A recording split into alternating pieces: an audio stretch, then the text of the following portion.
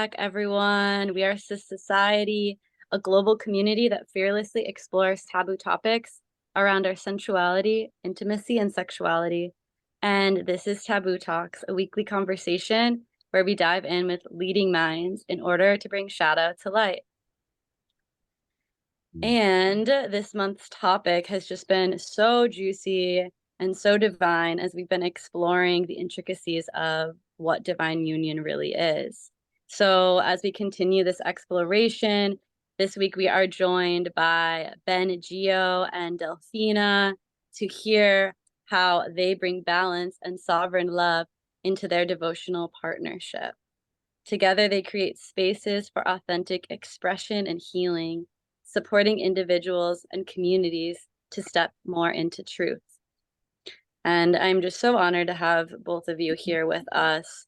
I have known these two gems for about 7 months now. We met auspiciously at the same time that I met my beloved now, and there's just been so many synchronistic interweavings and parallels in our relationships.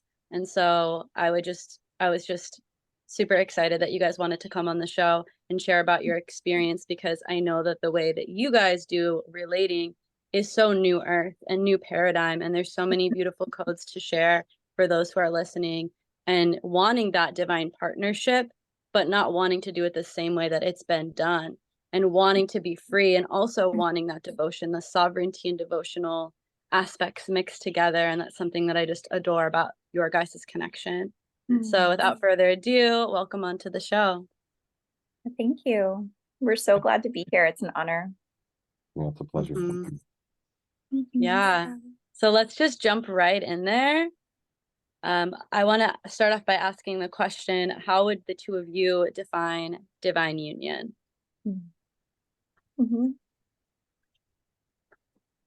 you like to start, Love? I can. Thank you, Love.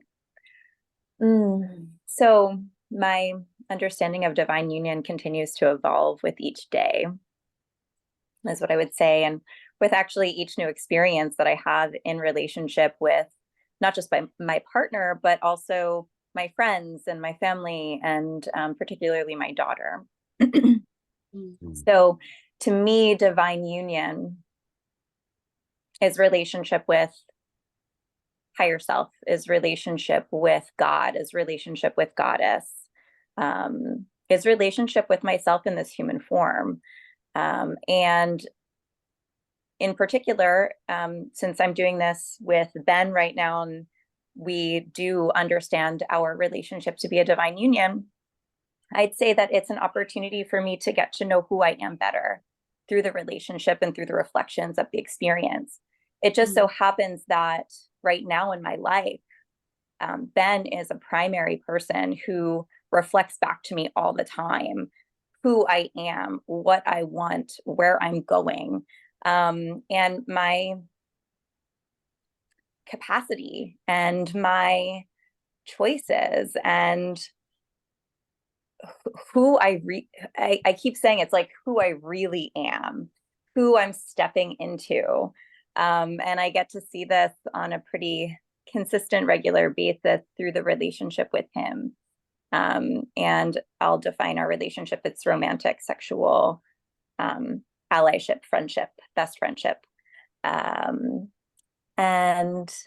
that is my present understanding of a divine union, is just to come into relationship with myself more deeply through the experience of being in relationship with another person, and understanding who I am and creating space for myself fully, while also acknowledging the important relationships that are also in my life.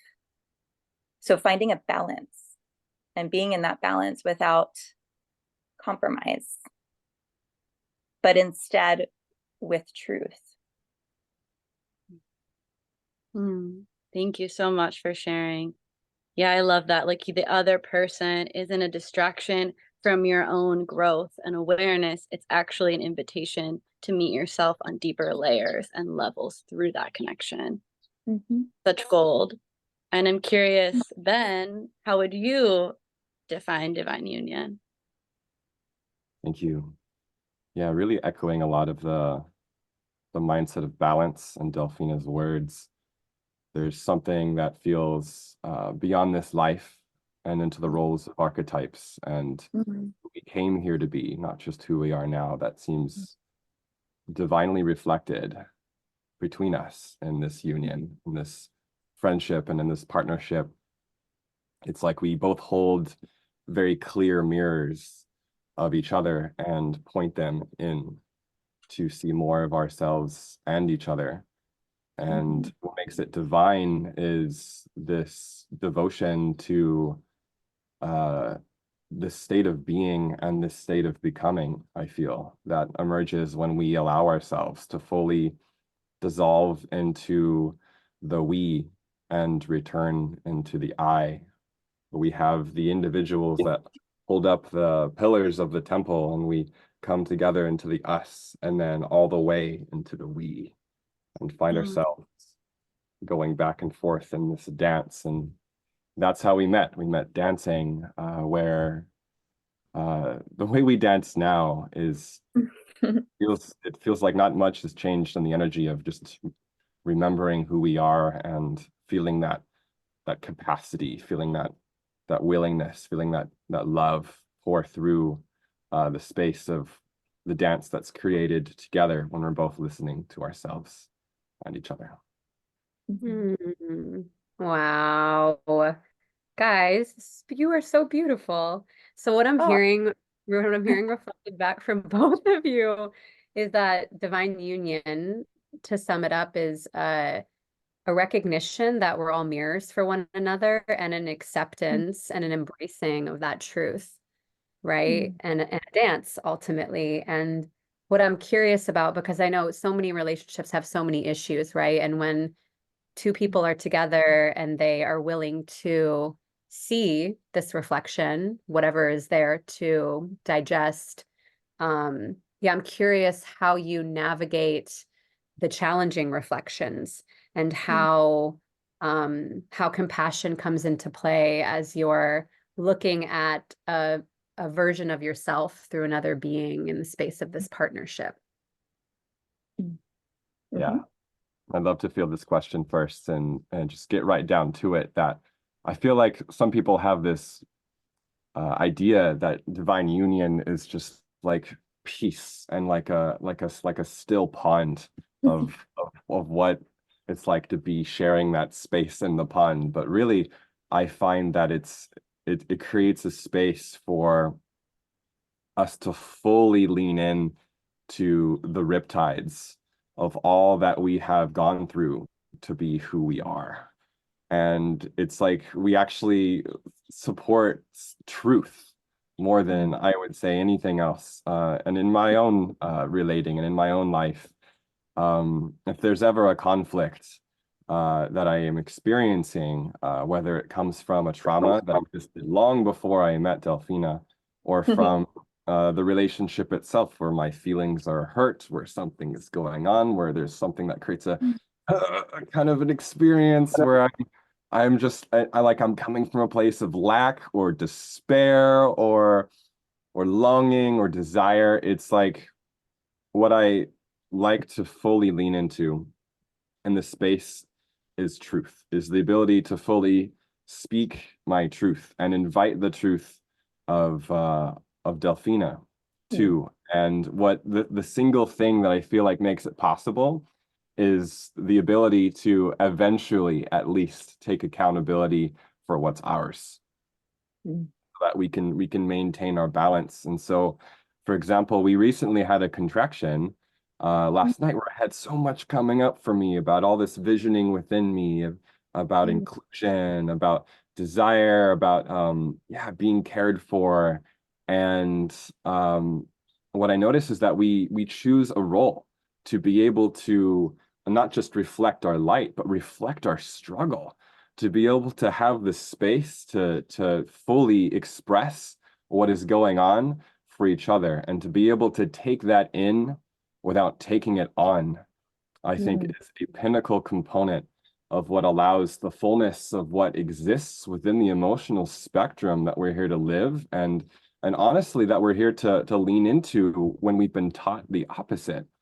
And to the best of my ability, I feel like being able to name what's going on for me, and to do that with Delphina, where there's space for my experience and hers. That's really the meaning of compassion for me, is when I can have an experience and not need her experience to be different if we are both triggered, for example. Are you open to, this is resonating so much, and Elfina and I were talking about something similar, just this concept of how important it is to speak our truth, and not in the sense that we need validation for it, right? I feel like that's an old paradigm element, but that it deserves to be seen and held and witnessed. And in that witnessing, there's transmutation. So yeah, I'm just curious if you're open and willing to share like a specific example of what this looks like in your partnership, like where there's a contraction, you're maybe feeling triggered, like how do you, because I know there's people that are listening right now and they're like, how do I do this? Like, I just don't know the way. I was never taught the way. I feel frustrated. I feel overwhelmed. Like I've felt so many times, like I just don't have the words. I don't have the tools. So like, is there a specific structure in the way that you share these things that can come up and be kind of sticky and uncomfortable? Yeah. Babe, is it okay if I take this one? Please. Yeah, okay. To me, it comes down to love. And it's not just love for Ben, but it's love for myself. And it's love for the full spectrum of my human experience and acceptance. So accepting all parts of myself, accepting all behaviors exactly as they are, to know that I am perfectly imperfect in the cosmic unfolding of this life. I am exactly where I am supposed to be. And I am exactly lovable. So even though I may see things that reflected in the contraction that I'd like to change, which I often see that, if not always see that, and I hesitant to say always, but in my experience so far, I've not had an experience where I didn't receive something that I'm going toward. So for me, it's really about consciously choosing this relationship in this moment, in this now. And that has been something that continues to be a theme for us since the union began. Is we had this really beautiful night together. It was New Year's Eve into New Year's Day, and we continued to say to each other throughout the night, I choose you. I choose you. And we continue to evaluate in every day, in every moment, do I still choose this as it is, as it exists in my life, in the form that it is taking? And if it's a yes on both ends, which it has been so far, for about a little over a year now, then I can be in the fullness of who I am as well in this relationship and fully accepted. So not only am I accepting myself, but also this partner that I have, he loves me, and he loves me in the form that our relationship is taking. And and this is where the compassion comes in, the word compassion that was verbalized earlier. This is where the compassion comes in. Like, I am compassionate to your situation. I'm compassionate to your experience. I'm compassionate to my own. And the contractions for us are frequent and intense and immense at times. And sometimes not so much. I see it as a continuum. It's like expansion and contraction. And sometimes we're just doing this. But sometimes I'm all the way over here. And then I get to be all the way over here once we move through, and only until we move through. Yeah, I love this expand to contract to expand, right? And that when things are coasting, like you said earlier, the relationship kind of just lacks like a luster. It kind of lacks a passion. It's kind of just that vanilla maybe style relating that a lot of the world, like a majority of relationships are in, but it doesn't feel super alive. It doesn't feel super fulfilling. And what I feel like we neglect to really always understand is that in order to have that like huge expansion, it does require somewhat of a contraction. And I really love what you both said around how the relationship is devotional to truth. Like above all else, it's really about being devotional to truth. So something that's coming through is like these divine union relationships, even more than being committed to one another, it feels like the core crux is being devoted and committed to truth. And seeing our partners as this bearer and channel of truth, speaking things to us, speaking messages from the divine. And are we able to look at that truth? Are we able to see that truth that is being reflected to us in another and about us from another? And that feels like, from my experience and just from gathering what you two are sharing, that being able to allow the truth of any present moment, whether that's someone else's emotions, whether that's a pattern or a trauma that's being pointed out, allowing that truth to just be absorbed. And sometimes the truth is really hard to absorb. And sometimes their egos really want to fight that truth. And sometimes that truth has been really suppressed and buried. And so sometimes it takes a little bit longer to like work through those contractions. And I think in a lot of relationships, when truth comes up, people would rather just run away altogether and give up. And I believe that is what makes these unions so divine, is that there is a devotion to truth. And the people that are in the union are actually so devoted to their own growth and their own remembrance of who they are and their truth, that they're willing to put the ego and all of that aside and say, whatever it is, I'm devoted to my truth in this lifetime. And this person is the greatest teacher that I have right now of guiding me back to my truth. It's like a truth thruple.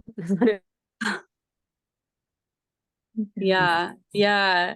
So like in specific, like a specific contraction, what, like if you could walk us through just a simple process, giving us maybe a scenario of a recent contraction you had, and then sharing like in this situation, step by step, like what is the ideal way to work through a contraction so that people might have some more understanding of certain emotional, intelligent tools to use to navigate these realms. Yeah. So it's so interesting because, I love that question so much. And babe, I'd like you to speak on it a lot too, because you have some really beautiful tools. For me, it's actually about getting a little messy and loving myself through that messiness. And although Ben has boundaries and really beautiful, great boundaries, he still loves me. His love still remains unconditional with boundaries. So when you talk about like concrete tools, I'll let Ben talk about his that he has, and I'll just speak to one that came up recently where, we belong to, or we choose to participate in a couples group. We've been invited to do that. We've been doing it for some time. And for me, a tool that has been really helpful is being in our space of truth and being witnessed by other people and receiving their thoughts and feedback as they are also in divine union. And they have some really great ideas that we're not always thinking of because we're not always able to be objective, even when we think that we are. But to receive that objective feedback from others has been really helpful for me. Mhm. Mm. It's a really And great babe, whatever you have to contribute as well, because I feel like I Yeah. jumped into the question, but I also have a lot of interest in what you have to say about it. Thanks for jumping in and passing it on. I feel really empowered by that lead in to get right into the the core of what comes to me here. So you asked for an example, and one example that comes to mind was, Ava has a daughter and a full-time job, and I was noticing that I was really Delphina has a daughter and a full-time job named Ava. yes, named Ava, and I was noticing I was really desiring quality time and presence. And the felt sense of being with Delphina, my partner. And by the time I had the chance to talk about it, I was coming from a place of lack of something deeper than the relationship, of like the desire for presence, the desire for that time. And one thing I noticed when I brought it up, when I came from that from the mud, is that it created a trigger in Delphina's experience too, right? And so there's a couple of like checkpoints that I like to keep in mind when I notice this happen. One is when there is a trigger, is it something that I want to try to resolve? And is my amygdala fired up right now? And like, can I resolve it with the current state of my amygdala in a fight or flight response? Is a really important question. For example, Elfina, you brought up not running away. And I think a lot of people are afraid of running away to a point where they might not need to, or they might not consider how running away is not actually running away in a moment, but actually taking a pause. The sacredness of a pause can create space for us to not try to resolve and poke at something on a table while we're in a flight or fight response. And I notice is really essential for me to be able to trust that when maybe she has like an abandonment wound coming up, and I know that I need to pause in order to collect and re-empower myself instead of projecting that disempowerment on her. The pause can be really important. So creating a check-in where I can ask if, first of all, that I can declare to myself, not whether it's right or wrong, whether I should or shouldn't, that just comes from the ego, but am I available for this right now? If I'm not, to be able to create a time where we can come together and resolve has been a goal of mine. In our relationship, it's been a difficult one because my tendency is just to face the wind and directly confront struggle and pain to get through it, right? It can feel so good to just like wanna just to want to get it, want it to be over. But I really, really value that check-in moment where I can ask myself, am I available right now?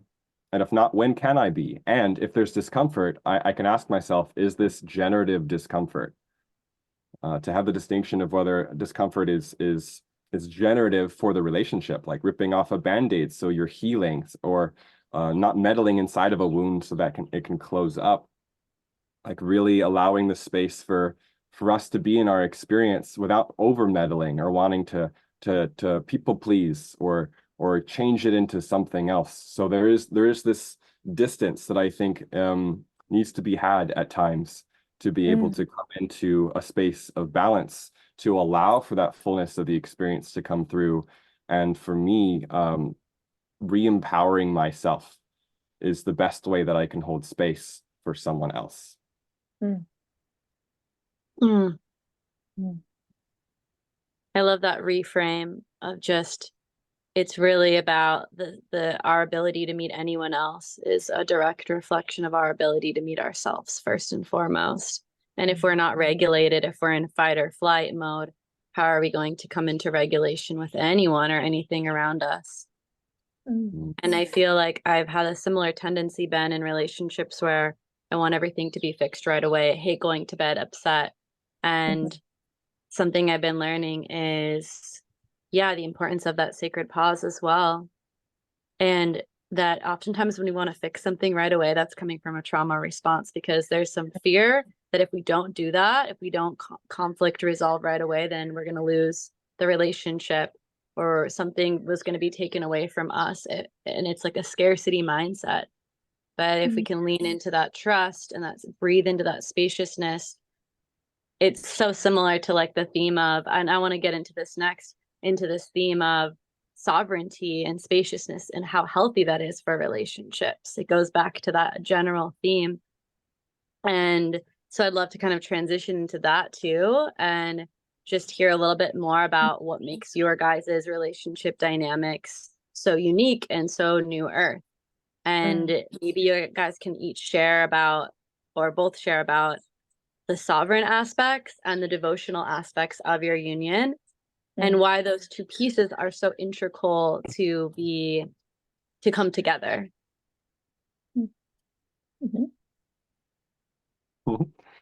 I have a lot pour through me. Go ahead, babe. You can do that. So I grew up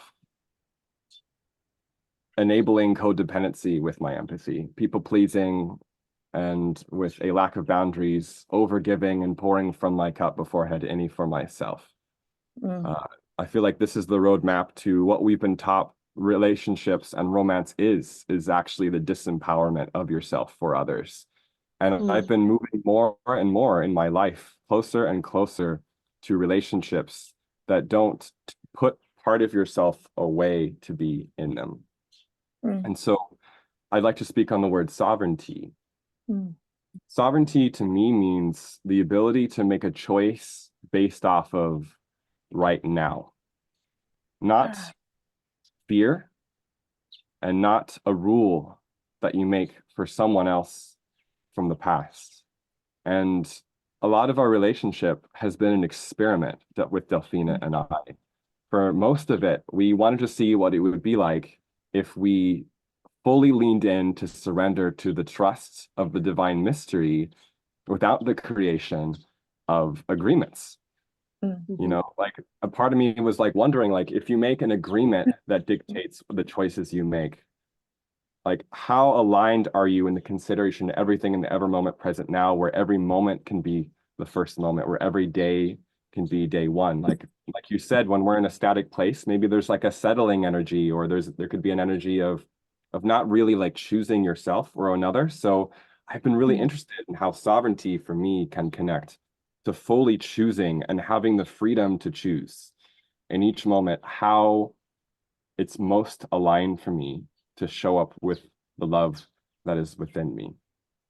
And one thing I've noticed on this spectrum between sovereignty is that there's a really strong importance for balance between that and, for example, safety, to create balance between freedom within the relationship, without the relationship, in the self, in the other, but also safety, right? Like we were in this couples group recently where someone spoke of having a pillow of security being so important to balance the radical nature of love, which I feel that I am practicing in our relationships, so that we can be in the center by knowing the extremes of safety and freedom, security and sovereignty, of interdependency and autonomy, of comfort, but also growth, of union and also community, of that consistency and reliable dependability of the masculine, where I can support her safety, but knowing that ultimately she's the only one that can speak for what makes her feel safe.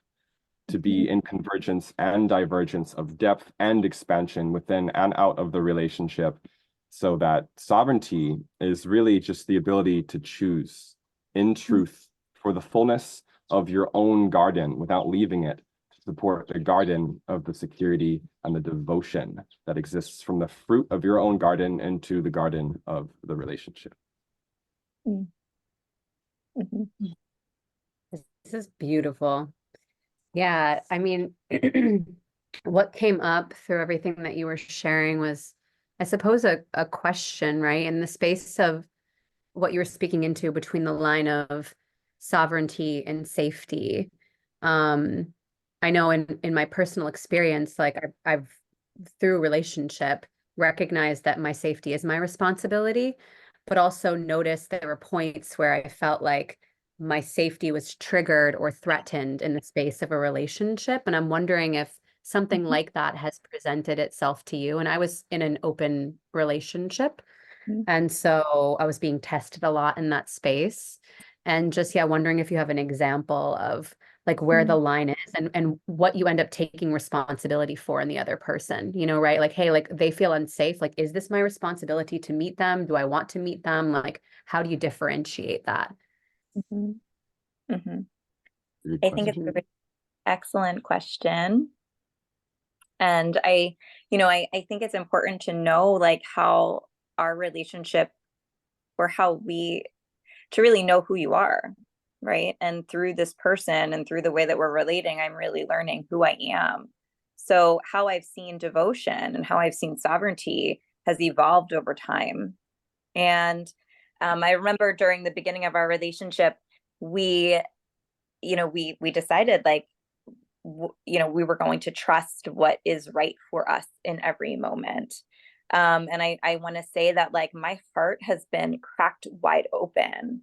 And I've experienced actually a lot of heartbreak in this space. And this is my first open relationship. And what's come to mind for me is this ultimate decision. Like if I truly am, first of all, I am always safe. I am always held. I am always protected. But sometimes it's hard to really know that in every moment. Mm. And that holding actually has nothing to do with Ben. It has to do with my relationship to my higher self, to the divine. It has to do with my trust in this universe to hold me. And still I am a human being. And so when I think about, and this has come up, and I don't necessarily have necessarily an answer for you, but I can tell you that I have considered, okay, well, if we're going to be in an open relationship, then, and I am responsible for my safety, sometimes I'm left with a very challenging experience where, like, can I be in an open relationship? And actually asking myself that question. Because if I ultimately am responsible for the safety of the little girl that's inside of me who's hurting right now, is it good for me to be in this dynamic? And I get to ask myself that question. And so lately, that has been a question that has been coming up. Like, can I, right now, not always, not ever, but right now in this moment, is it safe for me to be in an open dynamic? And I think that's what we're exploring is how open is the dynamic right now based on who I am right now, not who I'm going to be or who I was, but who I am right now, and being in our truth, right, babe? Like being able to say the hard things like that to this person that I love, who I ultimately care about and know how he relates in this world safely for him, but not at the expense of me, who doesn't relate as openly, or at least Just so so far, radical. the experience is that I don't relate as openly, right, babe?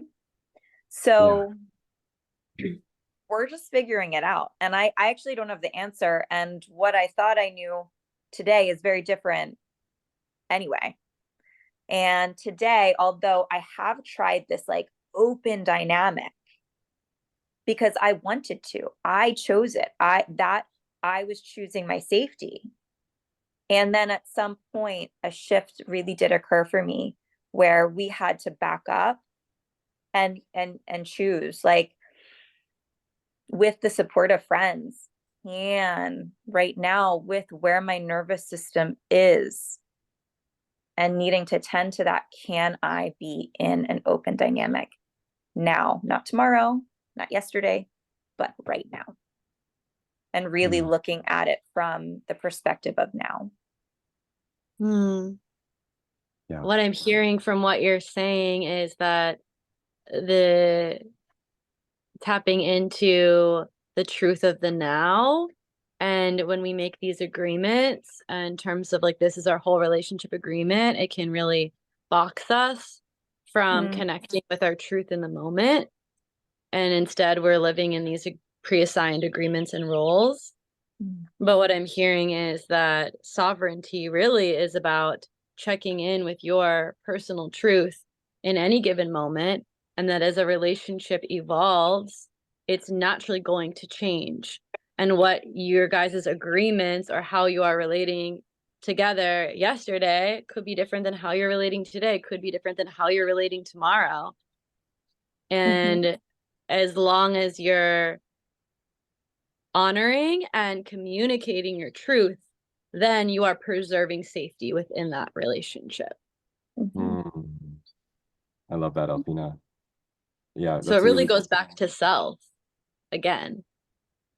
It comes back to self, and yet there's the safety of being fully supported by the other, which I feel as a man, in the role of a man in a relationship, in a divine union, when there's so much around, the idea of keeping your partner safe, and how important that is, like archetypally, like energetically, from a primal perspective. What I do to keep Delphina safe without confusing myself into the idea that I could keep anyone the way they are at all. Right. And it's like these two words come up when this feels really challenging. It's like compatibility versus like the growth, right? Like I noticed that when Delphina's triggers can come up, I have a choice. And sometimes if she feels unsafe, there are ways that I could inadvertently disempower her or shoulder her pain and take her away from her growth journey by doing so.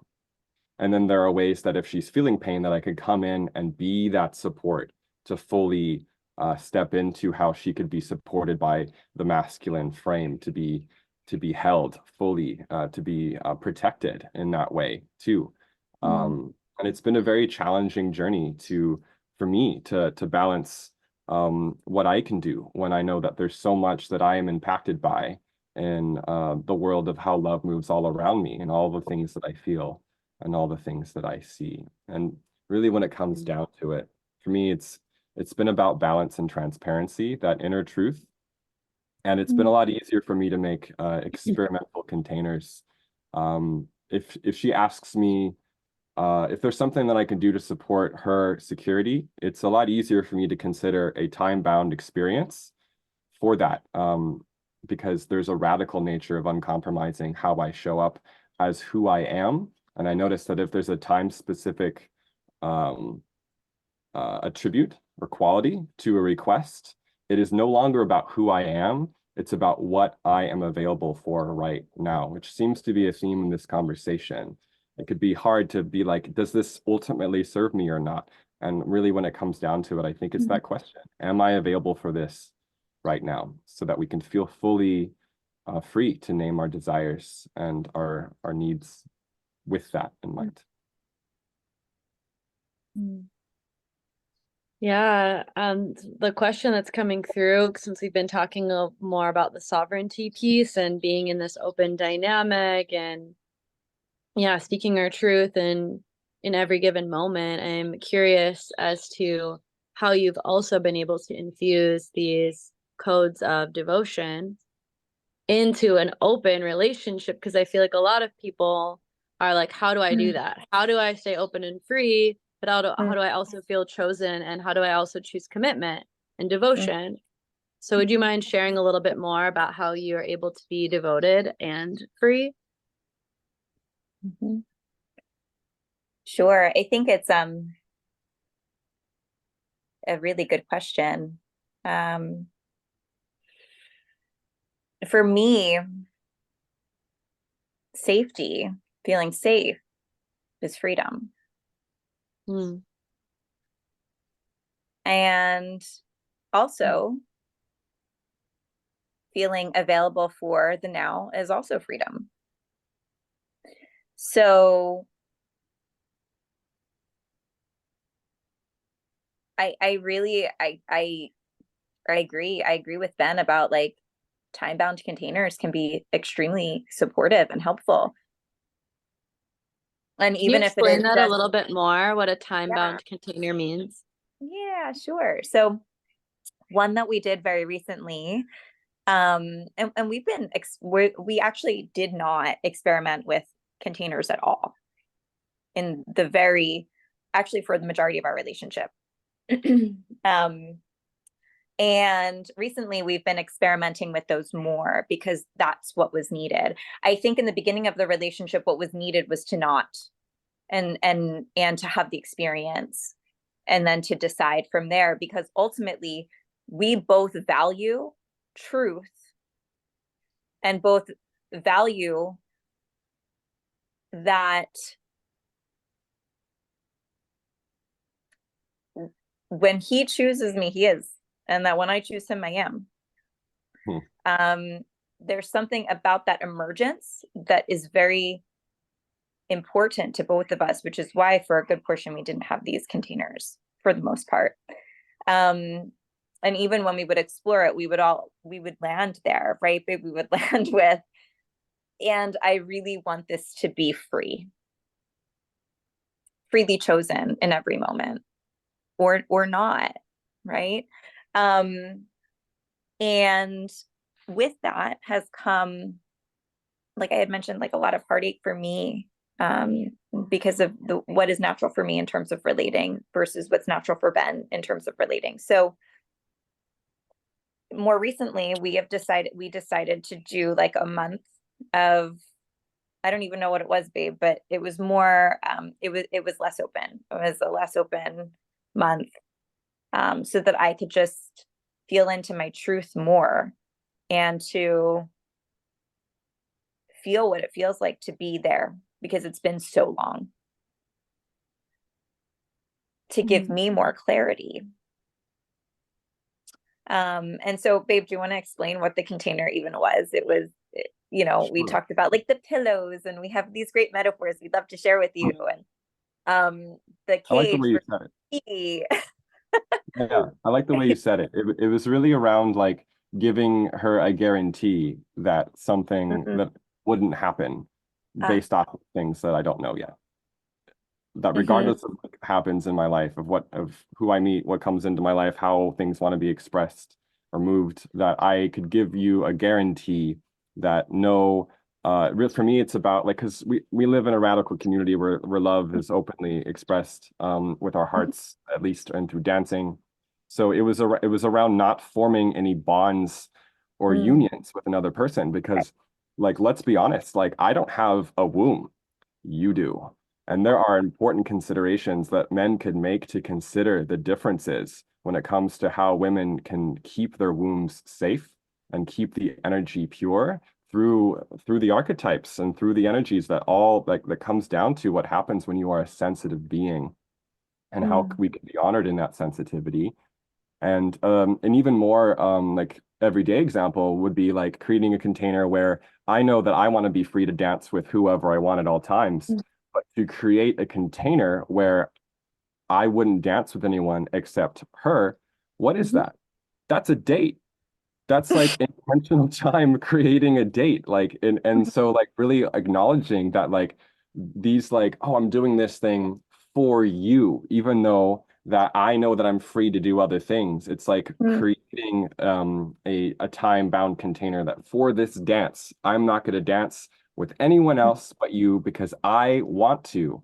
And the reason I want to is because of my own desires and also what I know of how it impacts her nervous system from the radical experiments we've been making around how free we can be within and outside of the relationship too.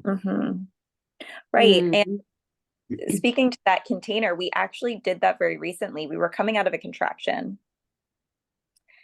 which I think was like around actually this group experience we had with our friends who came in to support us very divinely, because we were asked to be part of this group, and we're so grateful for it because it's been tremendously helpful. And I want to say that there are all different relationship dynamics in the group. So some people are more monogamous, and some people are more polyamorous, and some people are more open, and some, And some people are more monopoly like us. We get to be that. And yeah, like after that, so it was a Friday night. And then that Sunday we went to dance together. We were fully expanded because we had been contracted for a day or two.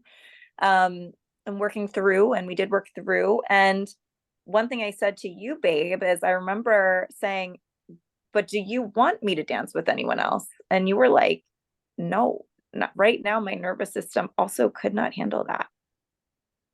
And so being in the now, like what is here now, not what was here then or what's going to be, but what's here right now, and to tend to that space, to tend to our hearts together in that space. And it's great when we're showing up to a dance and actually we both want the same thing. I don't expect that that's always going to be the case, but in this case, and guess what? I had my safest and most best dance with him that day. So what a gift to be in that expanded space, because I felt, because he trusted me, because I've been so open with him. And when I asked for what I needed, he was able to also meet me. I love what my friend Life said, and that we get to decide what is a key and what is a cage. When you want to have a relationship where we don't confuse love with ownership or possession, that we can be like a bird that is able to fly freely through the sky and through the trees and return to feel the gift of what it's like to have the freedom of our wings be returned to the love of our hearts, and to know fully. That was an important distinction for me lately. Like, what is a key ultimately, and what is a cage ultimately for me right now? It's so touching. Yeah, I feel really moved by what you're both sharing. It's like bringing me to tears, just in the sense of how much you trust yourselves enough to be radically present with one another. It's a really courageous space to be, right? Because I believe these contracts, these agreements, this like concept of marriage is rooted traditionally in scarcity, right? And like, I don't trust the divine. I don't trust God. I don't trust myself. I don't trust you. And so like, I need to create this container in order to give me the perceived idea of safety. And it's just like deeply moving that you've met in this space where you're like, we are committed to being like radically present in our truth. And that is what we will bow down to and share with one another. And yeah. Wait a second. So beautiful, and like how fluid that can be, and how ever changing and expanding and evolving that looks and feels. We're not going to get bored, because it never. It's a lifelong experiment. And just like maybe the last question before we wrap up is, I would love to hear more, because we've been talking a lot about the contractions, and I would love to hear like what's on the other side of the contraction. What are these expansive states that you have experienced together and separately? And how is it different than any other relationship that you've been in because of the work that you're doing? It's a beautiful question. I can take this one first. I'd love for Delphina to totally marinate on top of whatever occurs and bring it home. So I love to initiate here and say that for me, you know, and I relate this to your question of devotion too. Like what makes the relationship truly generative despite all the challenges? And it's the ability to feel completely accepted, to feel completely met by another person, where I have help being with what's alive in me in a world that can feel so overwhelming just from being in the presence of her. Where that devotion can come through as like, I may not always be able to meet her needs and wants, but the devotion is the devotion to understand them. It's a devotion to see what I can do about them.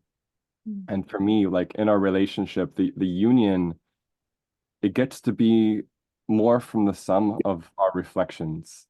It gets to be the divine shining light shining back through into our hearts. It's healing, and there's growth and contraction, but the expansion is feeling so empowered in my higher soul self that I can remember who my spirit is and what my spirit is here to do. It's like meeting someone and realizing, oh, you're here to help me. We can't do it alone. And to have a partner who can create with you a space that's reliably devoted to helping you remember who you are, or as I've been exploring lately, helping you member who you are. Really, that radical presence, just membering yourself through another person. For me, that expansion is the freedom, is the delight, it's the radiance, it's the return to my inner space of deepest knowing through another person that makes the relationship a gift as well as growth.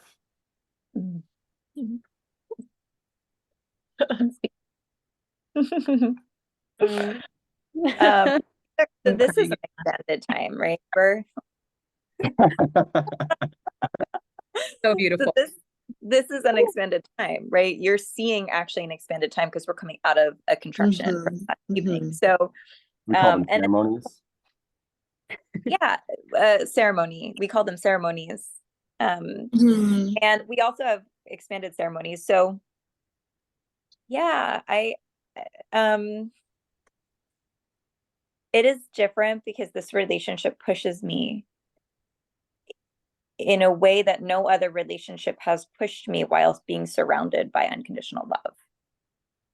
And so that is how it is different. And I've been married. I've been in relationships that were less mature before my marriage. And what's unique about my relationship with Ben is that no matter what, all parts of ourselves are present. That there's this value around truth and this value to bring unconditional love into the space. And it just so happens that right now in this time with this person, we choose the form that it's taking to be partnership. And we have experienced enough with the other beautiful souls that have come into union with us to know that we want to do it consciously, to know that we want to every day ask, is this the right form for this love to take? And the reflection that I received back from this person over and over and over again is important to right now I'm sitting with. No matter how much heartbreak I'm experiencing in the relationship or expansion I'm receiving, and maybe this is the expansion that I'm receiving outside of that space of heartbreak is he is showing me what I want, who I am, who I'm becoming all the time. And so I get to be in love with myself because I get to know who I am and how beautiful that is through the reflection of what I want in this life and what I'm manifesting in this life. He's propelling me forward through the contractions, and that's the expansion, is that I get to know who I am and who I'm becoming and who I want to be all the time. I get to be in clarity so that I can create. And I'm conscious of it this time. I've been doing it all along, but this time I'm conscious of it. So thank you to all the divine unions that have come before him too, so that I can be in conscious relationship with my partner, true conscious relationship with my partner, and to be held in his truth while also being in the acceptance and holding my own. to be more devoted to a person, then what shape that relationship is taking or gets to be. What I'm extracting from all these just heart-wrenching, beautiful, gorgeous shares about your expansion is that it really comes down to this deeper sense of self. And from that deeper conscious sense of knowing thyself, then how you navigate in the world completely radically opens up and changes. And this union allows you as an individual to step into your greatest purpose, which is realized through self-knowingness. And the more that we really know who we are, why we came here, where we're going, the more that we can really tap into and harness our purpose on this planet, which has to be the deepest reason that we're here, is to fulfill our purpose and fulfill our mission. So going back to this theme of divine union is the strongest force on this planet. And your union is just a microcosm of macro. So thank you.